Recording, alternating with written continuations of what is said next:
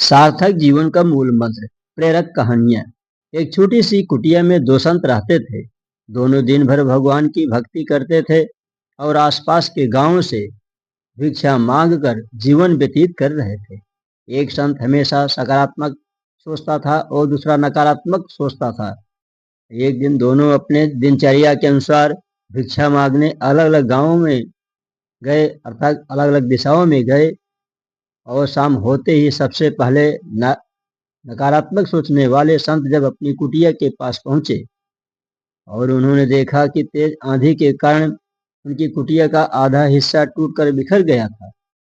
यह सब देखकर संत भगवान को कोसने लगा और कहने लगा कि हे ईश्वर, मैं दिन भर आपकी भक्ति करता हूँ, फिर भी आपने हमारी आधी कुटिया बर्बाद कर दी।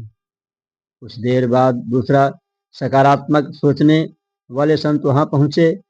उन्होंने भी कुटिया को देखा और ईश्वर से कहने लगा कि हे प्रभु, तेज आंधी आने के कारण मेरी कुटिया टूट गई, लेकिन आधी कुटिया अब भी सुरक्षित है। आपने इतने भयंकर तूफान में भी हमारी आधी कुटिया बचा ली, जिसमें हम आराम से रह सकते हैं। उन्होंने साफ सफाई करके वहां रहने की व्यवस्था कर दी। इस कहानी से हमें यही शिक्षा मिलती है कि हमें सदैव अर्थात हमेशा सकारात्मक ही सोचना चाहिए। सकारात्मक सोच से दूसरों के दुखों को दूर किया जा सकता है और नकारात्मक सोचने वाले दुखों का कारण ढूंढ लेते हैं।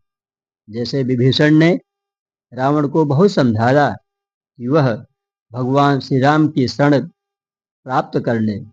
लाख समझाने पर भी रावण नहीं माना। बुद्धिमान मंत्री मालवान ने भी बहुत समझाया, फिर भी रावण नहीं माना। तब विभीषण ने हाथ जोड़कर रावण से कहा, सुमति कुमति सब के उर रही, नाथ पुराण निगम यस कहीं। यह चौपाई श्री रामचरितमानस के सुंदर कांड से है, जिसका अर्थ है कि अच्छी बुद्धि अर्थात सुमत और बुरी बुद्धि अर्थात कुमत दोनों हर किसी के मन में रहती है, लेकिन जहाँ अच्छी बुद्धि होती है वहाँ सुख समृद्धि आती है, और जहाँ बुरी बुद्धि होती है वहाँ विपत्ति और दुख आता है। जहाँ सुमति तहाँ संपत्ति नाना, जहाँ कुमति तहाँ विपत्ति निदाना।